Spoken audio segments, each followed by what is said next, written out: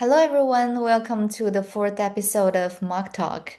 I'm Yixing, and today we are thrilled to host Dr. Alicia Grandey, Distinguished Liberal Arts Professor of Psychology in the Industrial Organizational Program at Pennsylvania State University and a leading voice on emotional labor.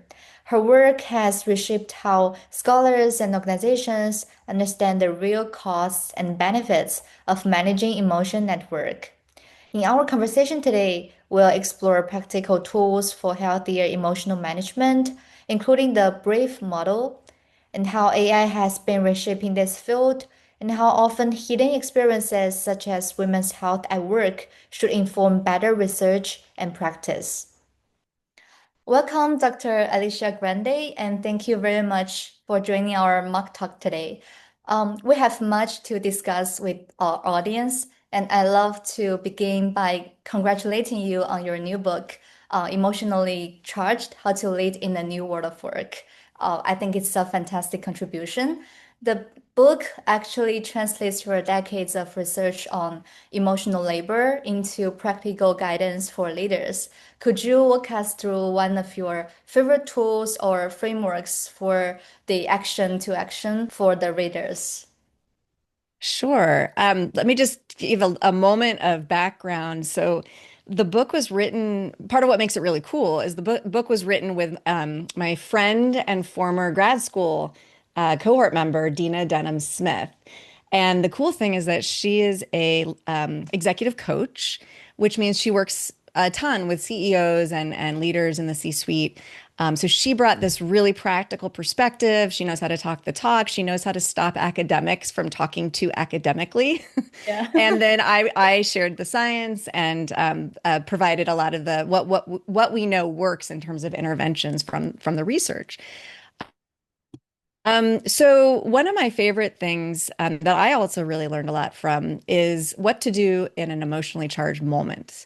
So when you are facing a meeting where things are really going sideways, or maybe there's a conflict that started up between two colleagues, it's easy to just kind of have the emotions take over, and either we lash out or we suppress it. And either of those is not great.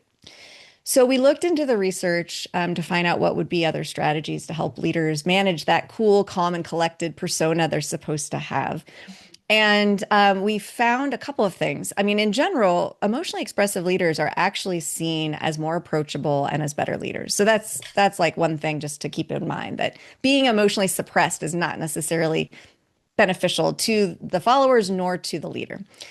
But we created this framework that follows an acronym. So to make it easy to remember, that's 4 steps before you act in an emotionally charged moment.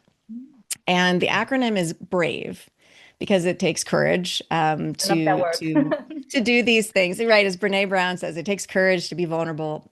It's similar. So the first step is to breathe, and we've all probably heard the count to 10 before you act. But what we learned was that the fight or flight response that we feel when we're in an emotionally charged moment is um, there's a lot of things we can't control. We can't control our heart rate. We can't control our sweaty palms, but we can control our breathing. So it's the one autonomic nervous response we can control. It takes practice. It takes practice to stop and to just do the deep breath, to feel it go all the way down to your abdomen. And when I do workshops on this, I just take 1 minute to just let's sit and breathe and just see how that feels and get used to that feeling. But that allows us to just re-regulate our fight or flight response and also to tune in. So then the next step is to recognize what's happening inside. Why are you reacting? What is this feeling that you're having? Can you name it? Can you figure out what's going on? And in that process, you're moving things from the emotional response part of your brain to a more cognitive, executive control part of your brain. And so that actually helps kind of make it more of a problem to be solved than an internal reaction. But you're recognizing, okay, this is how I'm feeling. This matters to me because I'm so upset. And that's the third step, which is to accept your feelings. This is the hardest one. It's Yeah. the one I learned the most from because I've studied for years deep acting, the idea of reappraising and, using our brains to think differently about the event. And Mhm. that's all that can help too. But just accepting, I am really angry about this situation is a really powerful tool. It allows us to just, okay, yes, this is important to me. This means that this matters. I'm just going to accept this is how I feel. And then the fourth step is to verbalize it. So that might be to the person. If you can calmly say, I'm feeling a lot right now, or I'm feeling angry right now. I need to take a minute to figure out what's going on. Or I don't know how I'm feeling right now, but I'm having a reaction and I need to take a beat to go and I'll be back. If that's possible, that is great. But that verbalizing can also be done with a friend, a trusted colleague, or it can be done with a journal or just writing down, getting it out of your system. And if you can do those four steps, which actually each of them can be very quick, then you're ready to engage, which is the last step. You've taken care of your own reactivity, and now you can manage the situation in a calm, cool, collected way. Yeah, I love that. We can start with the very first small habits, and this framework is so doable for like every of us. And as you said, can be done just in a minute. I think it's pretty cool. And by the way, I love Hmm. the cover. This color gave us this kind of vibe for us to really be brave to Mm. by doing something small, and we can finally embrace this change. So I think it's pretty cool. Hmm. Yeah, I've actually heard that this color yellow is the color of protests, of being strong and like advocating. So that works for me too. Yeah. Yeah, and actually, academia itself that demands emotional labor from PhD students like us Mm. facing job market pressures to junior faculty on the 10 o'clock, and even senior faculty who have to support their students and peers while managing their own challenges in life and during work. So, Joy, on your work, including the brief model, I love how you brought the brief model as a very practical thought.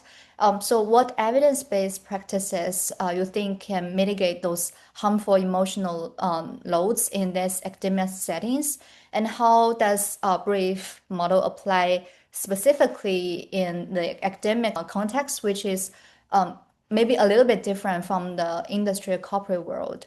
And we love you to give us more advice or inspiration to navigate these pressures. Yeah, you've brought up a lot of things that are very strong emotional demands, and I mean it's a difficult, emotionally charged time right now in society, in our university settings with many changes on the job market. There is no quick fix. I always start workshops by saying I don't have a magic bullet. I can't make it all go away, and all we can do is take care of ourselves and do our best to take care of others when we can. And at the same time, balancing that, like if you're the leader, you also have to get people to perform, right? It's not just about taking care of their feelings. Like you're not a therapist, that's not your job. And that's a tricky balance. So the things that you've brought up, there's different chapters that get at different things in those examples.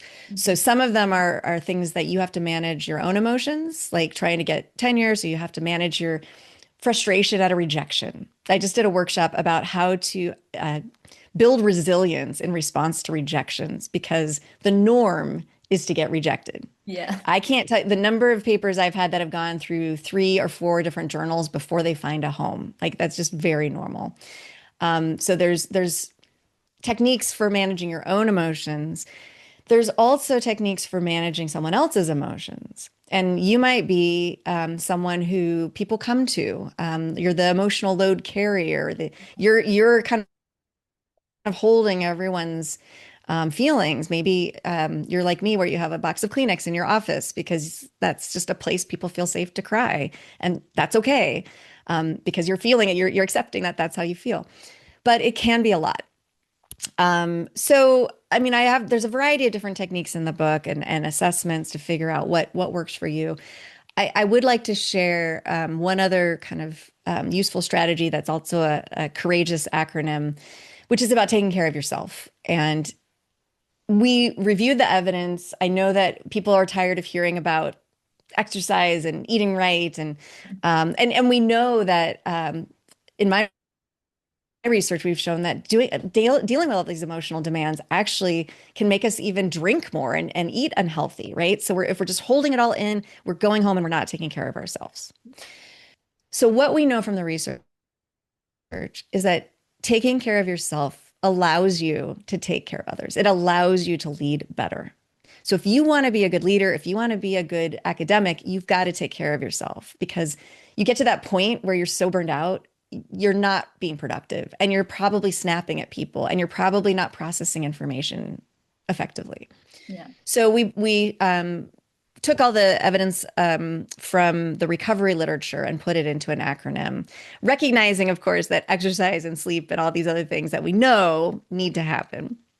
So this is more about what to do either in mini breaks throughout the day or at the end of the day on the weekends. Um, and the acronym is DARE. So dare to recover, dare to go against the workaholism culture that we might have, and take care of yourself. And so DARE stands for 4 aspects that make for effective recovery. Mm. One is to detach from work. And this is like not Pretty easy, hard. right? Like Pretty hard. we have these phones with us all the time. We have our email at any moment. We can check and do some work.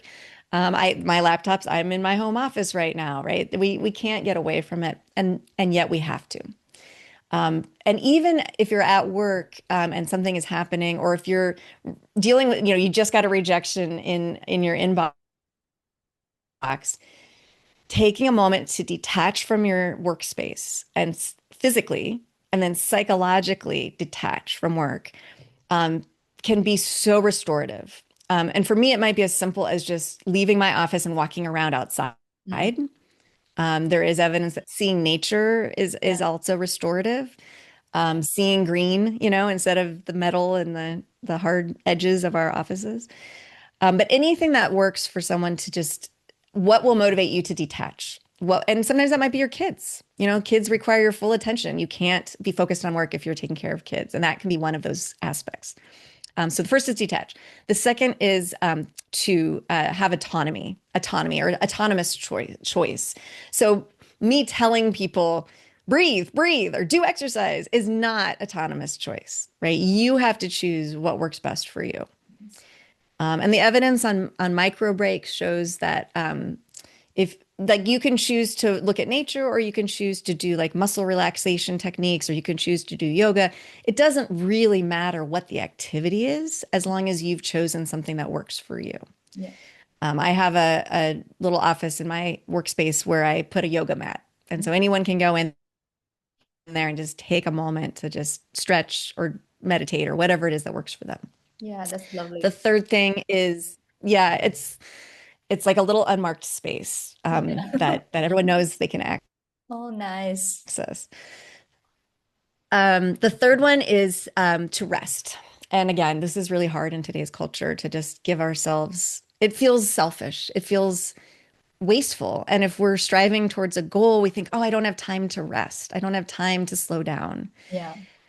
If we don't let our body go back to homeostasis, right? We don't let our body, our breathing and our action and our high energy, if we don't let it calm down, eventually that high arousal burns our body out, right? Mm. That's where burnout happens. Yeah. So resting can be, it can actually be something that's active if that's what brings you back to yourself, right? Back to, like exercising actually does help us regulate our bodies better. And so resting actually might be easier. It's easier to fall asleep if you've been active that day, that kind Yeah. of thing.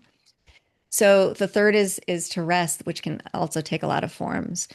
Um, and then the last one is empower. It's, can you find something that empowers yourself, reminds you who you are outside of your work?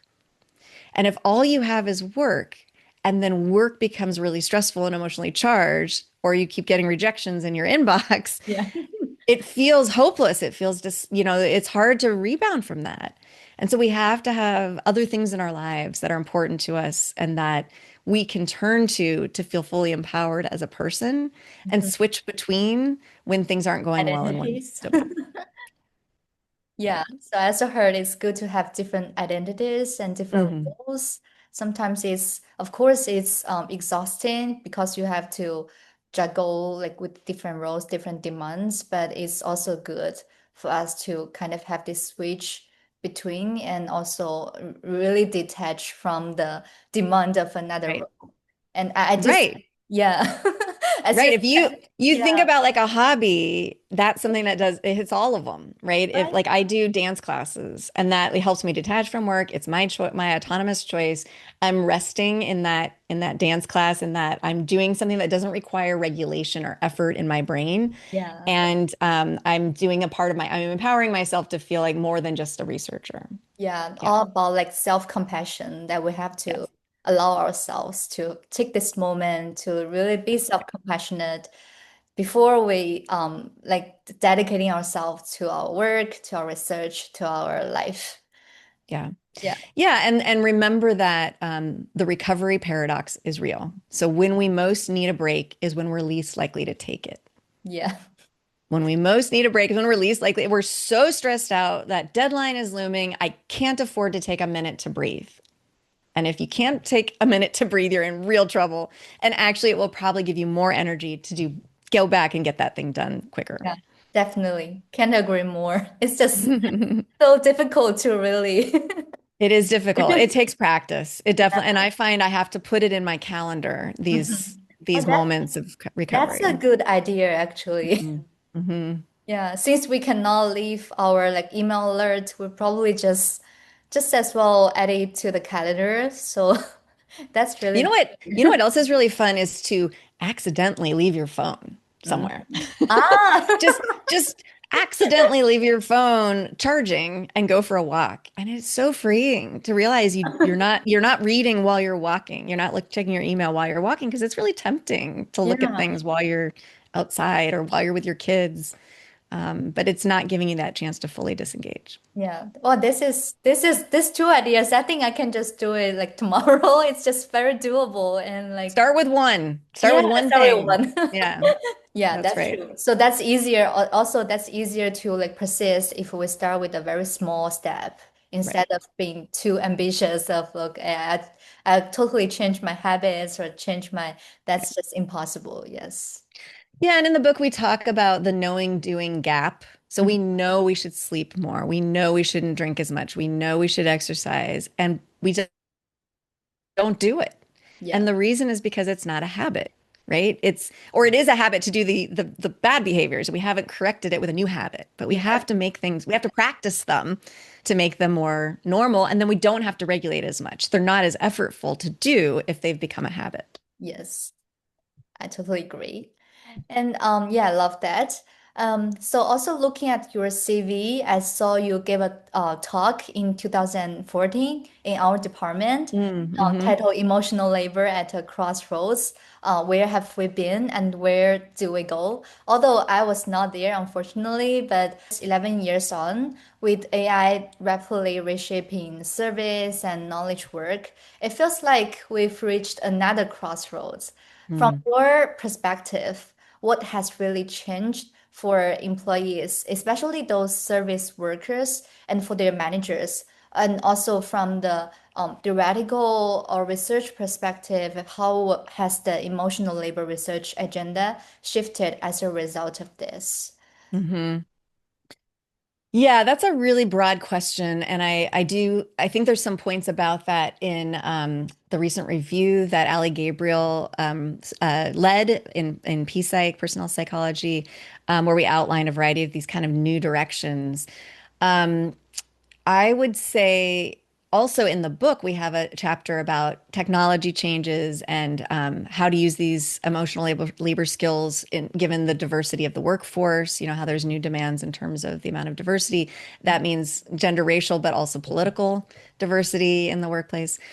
Um, so I have written a few things about um, robots in customer service. There's a Harvard Business Review article I wrote with a student, Kaylee Morris, where we describe this kind of interest in robots being the service provider. And in some ways, the kiosks that are now ubiquitous, right? The self-checkout at the grocery store or the going into Panera and you put in your order, not to a person, but to a machine, like those are taking over and those are changing what customer service is for. Mhm. So now who do you interact with? If you're, so first of all, that you have fewer coworkers, right? It might just be one cashier or two. And the people that you might be interacting with are perhaps different because they might be older. They might not be as comfortable using the technology. They might want to chat. That might be part of why they're there. So you have, or they might have a complaint, right? A problem. So you're getting very different and maybe more emotionally charged interactions than you would have if there were multiple, if everyone was going to the cash register. But then I know there's also this interest in creating more humanoid robots, and that's part of what we were talking about in this HBR Yeah. of how do customers react to that, right? If this person is supposed to be taking care of me, serving me, but it's not a person, Mm. and there's that uncanny valley where they're starting to look more realistic, but we don't want them to be too realistic because that's scary, right? So that's really interesting. And, it's still the case that humans are better at emotions than robots or AI or chatbots, but they're getting closer every day. I Mm. mean, I know people talk about using generative AI to do therapy, and Yeah. they find it really helpful. The the programming can be very empathetic and non-judgmental. And you don't have to worry about the therapist having countertransference and reacting to what you said because of their own personal stuff. Yeah. So it's in my mind, it's a natural progression in where technology has gone that it will now move to the soft skills, to the emotional work. Mhm. But how do we feel about that? That's where I think the research needs to go. I'm sure there's individual differences and group differences in Mhm. how comfortable we are knowing that the care provider is a chatbot, right? Or that the service provider that I'm calling with my question is a chatbot, Yeah. or that my therapist is actually not a real person. It's an algorithm. I know that I feel different if I know my students' emails to me are written by Jenny or Chat GPT. Like Mm. because oh, that's a really well written email. Oh, ChatGPT wrote it. Okay, what does that mean? What does that mean in my perception of your effort and your interest? So I think there's a lot of work to be done about our perceptions, is it just going to become so normal that we're not allowed to have a negative reaction to it? It just we have to accept it and move forward. And I feel like in academia we made that move when classes went online before COVID. Like when Mm. classes went online and we were all like, "Oh no, that's horrible. We don't want to, we want in person is best." And then we had to move online and it works to some degree. But I personally still like the actual human touch, the actual human interaction.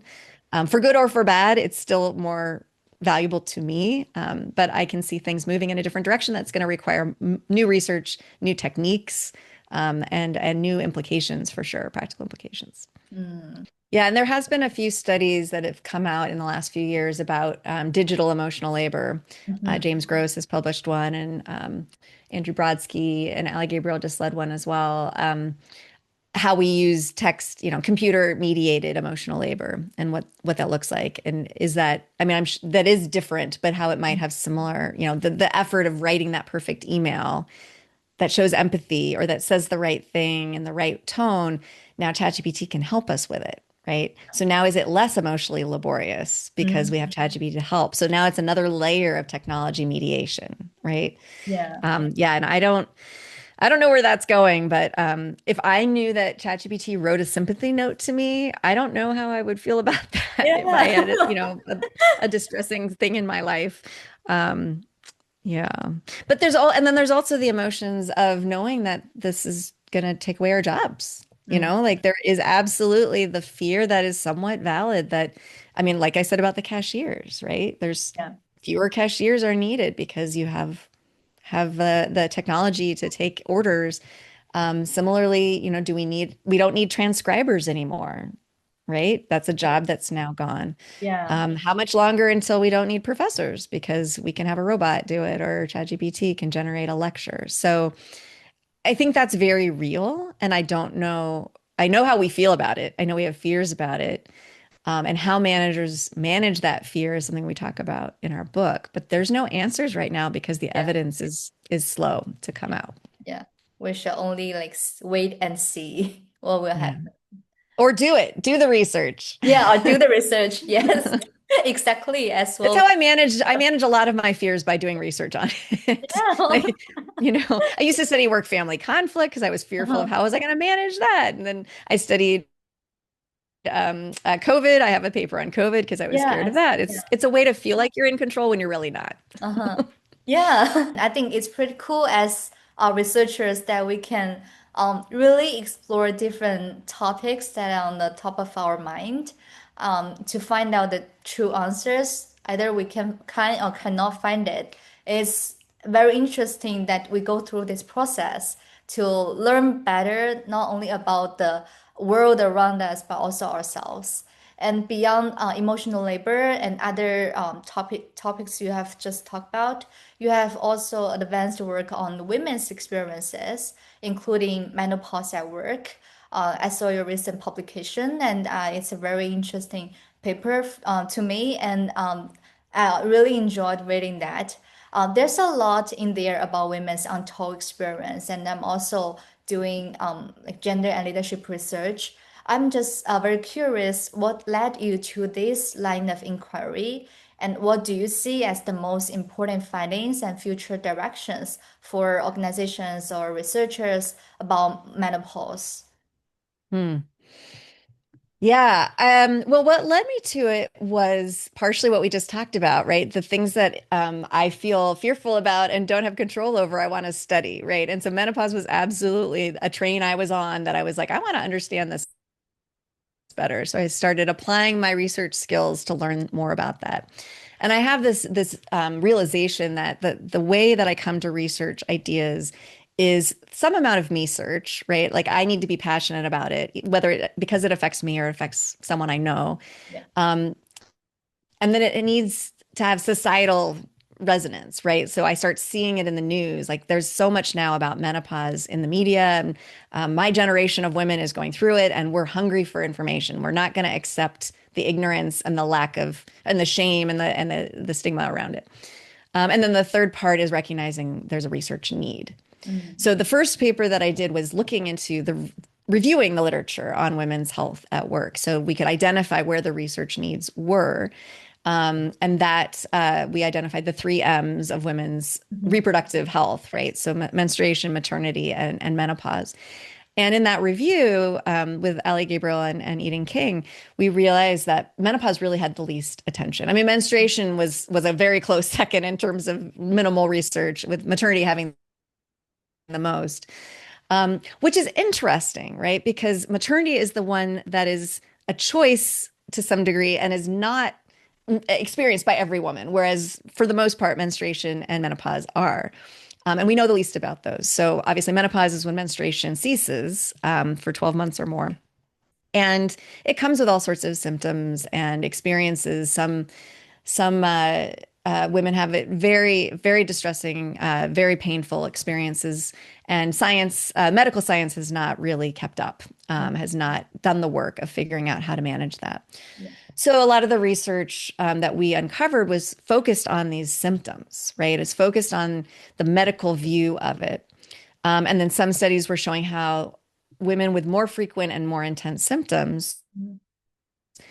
experienced costs at work, pretty much always through their perception. So they had less self-efficacy, not actual performance, but they felt like they were performing less well. They might have had a few more absences to manage the symptoms at home. Um, but interestingly, in that research, while intensity and frequency of symptoms does mean these costs at work, the majority of women have no impairment at work. So it's the women who are having these really extreme experiences are what is driving that relationship. And really, like in some studies, it says it's 40%. In some studies, it's over 80% of women are saying it doesn't affect my work at all. Mhm. So I've been exploring like to what extent is this really about stigma and bias as opposed to about the symptoms are making, it's not that menopause makes me a worse employee. That is not the case. It's what is it about the many, many women who are able to perform and do well?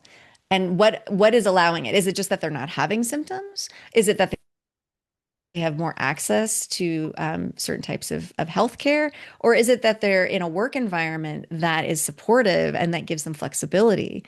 Um, and then what can we do with that information? So I think that there's so many directions to go.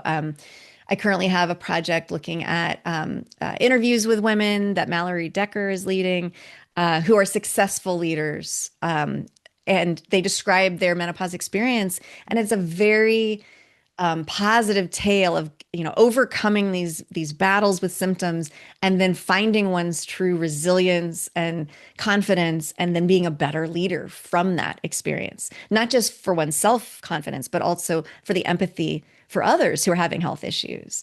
And that's such a powerful story that we don't hear in the current research, how it's actually a beneficial thing to one's leader identity. Yeah. And then another one is on assessing the effectiveness of a workshop that also goes beyond the symptoms, that talks about the identity part of it, or Mhm. how to advocate for yourself in the doctor's office and at work. And that doing a pre-post test with a control group is not something I've typically done as research. So it's really fun to do it in this very realistic, it's real women doing this real workshop that this woman put together and then seeing if it makes a difference. And so far, the evidence is that it does, and it's something that women really want. So I Yeah. think there's a lot of different directions to go, but the best thing that has come out of this work is that it's being talked about, not just in media, but in our science. And I'm just so thrilled to see so many people picking up that mantle and running with it and doing research on it. And that means we've stopped treating it as a stigmatized topic to study, which is exciting. Yeah, I feel this is really a good start, and what you've been doing and what you have found is also very encouraging for a lot of women who have to experience this very maybe painful or maybe ambivalent moment. This is just so complex that we really need more scholars and researchers to unpack it. And I think Hmm. this is very cool and very important, of course. And Hmm. I also saw that you launched Penn State's interdisciplinary initiative, which Hmm. integrates health, inclusion, and productivity through like industry partnerships. This is very exciting, and I see these three pillars very important for well-being, of course. So, from your experience, what guidance would you offer early career scholars who aim to do interdisciplinary translational work while also maintaining a coherent scholarly identity, which is valued, of course, Hmm.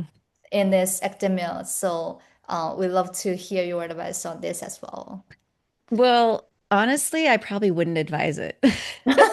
I mean, so there's different levels of that. I think it's wonderful to attend interdisciplinary talks and to get new ideas about theory and research methods from other disciplines. I think that can definitely enrich Mhm. our research. It's something that we like to see in our theorizing, right? That it's cross-disciplinary theorizing, or it's making us think about things in a new way because the theory comes from a different discipline. Mhm. So I think that's a where it should be as a junior scholar, because doing actually interdisciplinary collaborations is extremely difficult. It takes so much more time, so much more negotiation. If you think about all the different terminology people use for the same thing, different methods that they value, different journal outlets that they Mhm. value. Yeah. It really becomes challenging to find a path forward. And as a junior scholar, you need to be making, as you said, your own research identity, leading your own papers, and they need to be published in certain places usually. And that becomes a little trickier to balance in those kind of interdisciplinary collaborations. Mhm. And I say this as someone who, when I started at Penn State, I did join one of those interdisciplinary groups on work family. And I didn't get nothing came out of it. And I attended a lot of meetings and it just didn't work for me. Now, maybe that's just me, but I think there is some challenge to that. But I think once you're late, post tenure, it gives you the having tenure gives you the freedom to take that risk, Yes. right?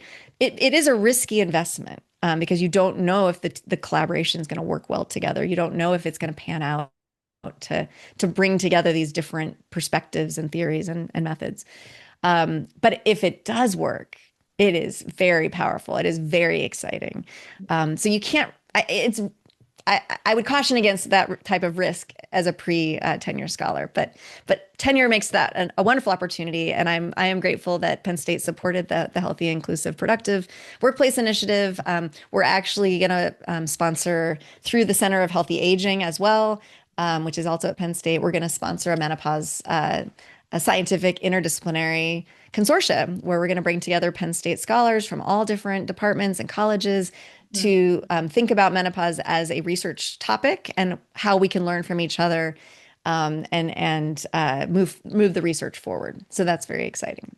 Yeah. Yeah, this is very important suggestions, and I really appreciate that. And I think many of our audience would also benefit from that because they might would be like appreciated that they have known this earlier before they really Mm, have invested something to it. yeah. Yeah. Or just be very cautious about how much you invest in it early on. Yeah. Yeah. So thank you again for Thank joining you. our mock talk today. Yeah, thank you, Shin. And thank you for your work you're doing on gender and leadership. I'm so grateful for the next generation of scholars to keep it going. Yeah, thank you. That's also very encouraging as well.